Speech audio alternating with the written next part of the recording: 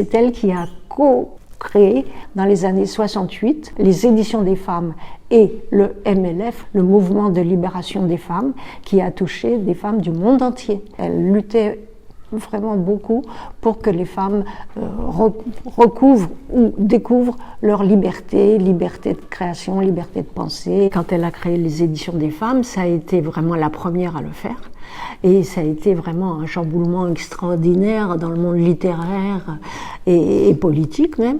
Et donc voilà, elle a eu le courage de faire ça. Puis on a vu énormément de femmes qui n'osaient pas écrire ou qui se sont jetées dans l'écriture et qui ont comme ça pu publier non seulement leur autobiographie, mais aussi leurs réflexions sur le monde, sur la vie, sur la liberté, etc.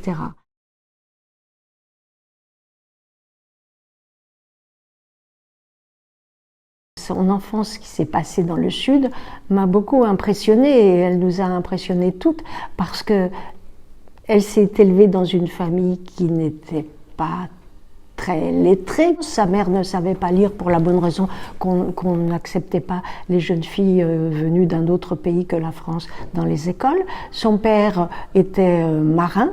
Il faisait le tour du monde et donc c'était pas un grand lecteur, mais tous les deux étaient des gens extrêmement intelligents qui avaient une préoccupation pour leurs enfants, les études, les études, les études, et notamment pour la petite Antoinette. Donc des études, elle a plongé dedans, elle en a fait, elle était remarquable. À sa culture s'ajoutait aussi la politique et la psychanalyse. La politique, c'était son père qui était communiste et qui était extrêmement engagé.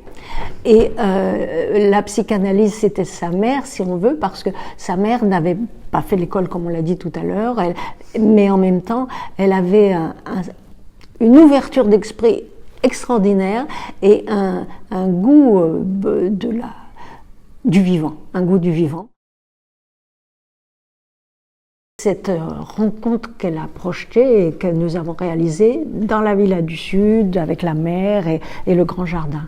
Et bien là, c'est dans le Sud que j'ai entendu pour la première fois Antoinette dire des poèmes, mais qu'elle avait créés.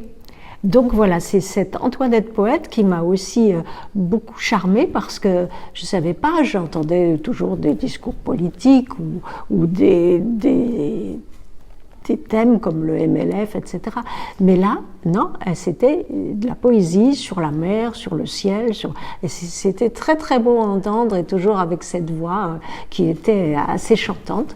Et puis, comme là, on partageait ce goût extraordinaire pour la poésie, on s'envoyait un petit peu des réflexions sur Rimbaud et sur d'autres. Et voilà, ça c'était une image d'elle, un côté d'elle que je connaissais pas du tout et qui est absolument magnifique.